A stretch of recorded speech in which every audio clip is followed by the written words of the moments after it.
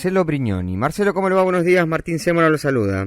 Hola Martín, ¿cómo le va? Buenos días, un gusto hablar con usted. Bien, bueno Marcelo, ¿en qué estado se encuentran hoy la situación entre Rusia y Ucrania? Como lo decía en la introducción, hace unos días parecía que ya se arribaba la paz, finalmente esto no ha ocurrido.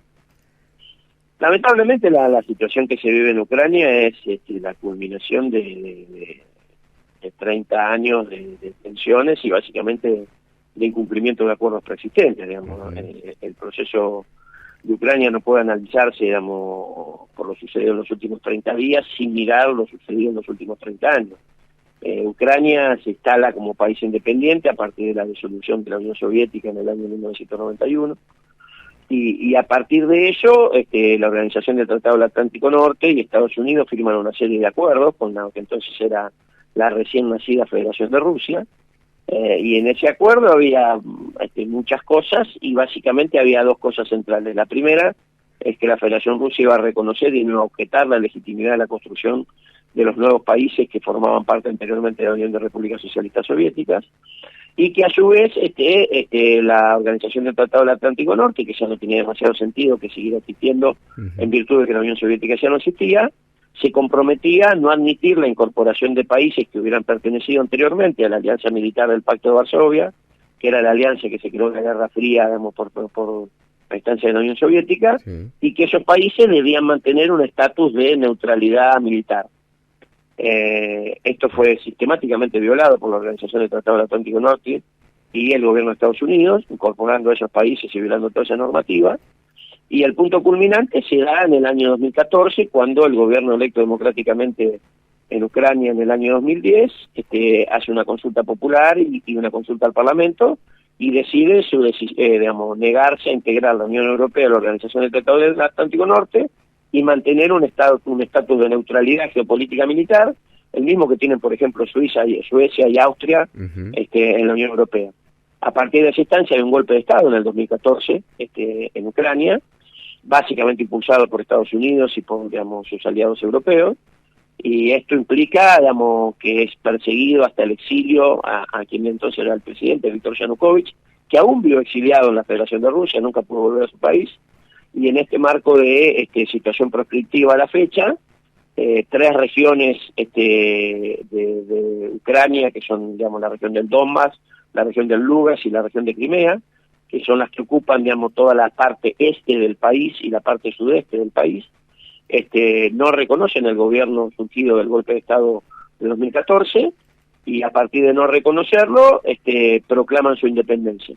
La Federación Rusa no reconoce esta independencia porque considera que va a generar más inestabilidad y se arma un acuerdo que se conoce como Acuerdo de Minsk, porque es la ciudad de Bielorrusia donde se firmó, en el que participan la Federación Rusa, la República de Ucrania, y donde los garantes son Alemania y Francia.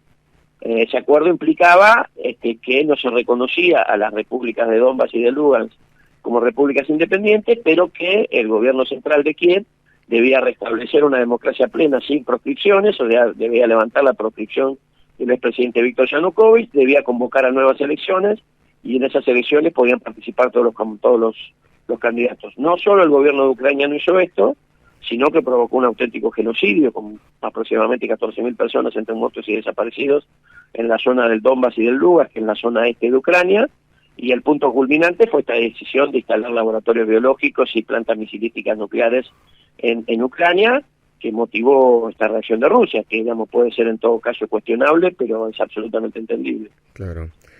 Lo cuestionable es, por supuesto, que se haya llegado a la guerra, ¿no? Uno entiende que cuando empieza una guerra todos perdemos, pero fue impecable el repaso histórico para entender los motivos que impulsaron justamente a Rusia, porque uno ve los medios de comunicación, sobre todo los más masivos de la Argentina y a nivel occidente, y pareciera que esto empezó ayer y que Rusia no tendría motivos para invadir, o por lo menos para tener esta actitud bélica contra Ucrania.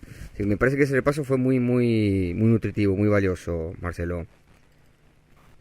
En realidad lo que pasa es que también, digamos, sobre todo en política internacional, digamos, abonar la ignorancia es una buena estrategia para explicar lo inexplicable. Y lo que es inexplicable es que la OTAN pretenda instalar una planta misilística nuclear en un país fronterizo de Ucrania, violando todos sus acuerdos, y que no tenga ninguna objeción al genocidio perpetrado contra la población rusoparlante de Ucrania Claro. en los últimos 8 años. O sea, lo paradójico es que la Unión Europea está haciendo todo lo contrario de lo que dijo. O sea, la situación de rusofobia, la segregación de rusos en distintos países, las expulsiones de niños de origen ruso de escuelas británicas, el robo de las propiedades de ciudadanos rusos habitantes en Europa sin ninguna justificación judicial previa, la expulsión de los ámbitos artísticos, culturales de músicos, artistas rusos, la segregación, la persecución emparenta a la Unión Europea con lo peor de la primera etapa de la década del 30 del nazismo. Solamente falta que se planteen hacer campos de concentración para rusos. Claro. Es una situación absolutamente injustificable de la que nadie habla, porque en realidad básicamente la mayoría de los medios de comunicación de los países de la Unión Europea y de Estados Unidos son medios empresariales controlados por fondos de inversión financiera, que en realidad ya hace mucho tiempo que han dejado de hacer periodismo y hacen publicidad encubierta, y en realidad no plantean ninguna información sobre lo sucedido, sino que construyen imágenes publicitarias para explicar los intereses de la empresa a la que esos medios de comunicación pertenecen. Ha mutado mucho el funcionamiento, las características y el formato institucional empresarial de los medios de comunicación en Europa Occidental y en Estados Unidos. Para que se den solamente una idea, en Estados Unidos hace 20 años había 52 empresas que controlaban el 90% de los medios de comunicación de ese país. Hoy son 6 empresas las que controlan el 95% de los medios de comunicación de Estados Unidos, y esas 6 empresas tienen capitales mayoritarios de fondos de inversión, como por ejemplo BlackRock.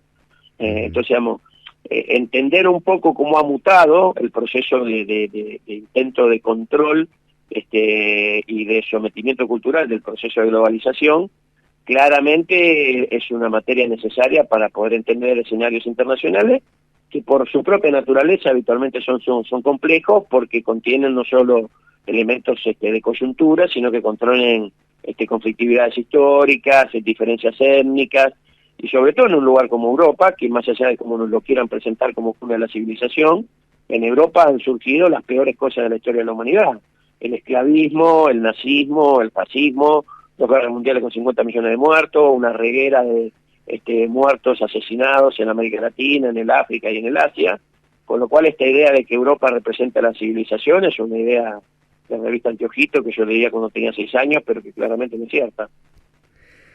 Marcelo, qué importante es desmarañar todas estas cuestiones de cómo se construye la información, ¿no? En esta batalla cultural que hay, porque pareciera o uno entendiera que quieren difundir que unos son los buenos y los otros son los villanos, en este caso la OTAN los buenos y Rusia los villanos, y en Argentina nosotros sabemos quién es la OTAN, ¿no? Lo conocemos de carne propia. De hecho, dentro de un par de días vamos a estar conmemorando el inicio de una guerra que, por supuesto, tuvo participación uno de los principales referentes de la OTAN, que es Gran Bretaña. A mí me resulta bastante insólito que existan ciudadanos argentinos que defiendan el accionar de la OTAN.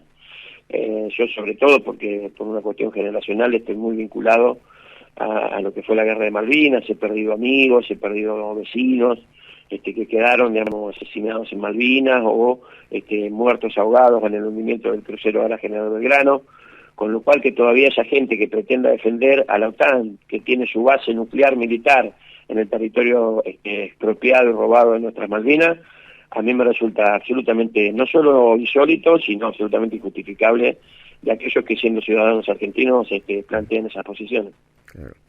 Marcelo, muy amable por su tiempo, muchísimas gracias por su análisis.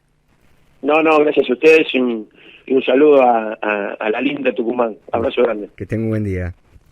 Hablamos con el analista Marcelo Brignoni.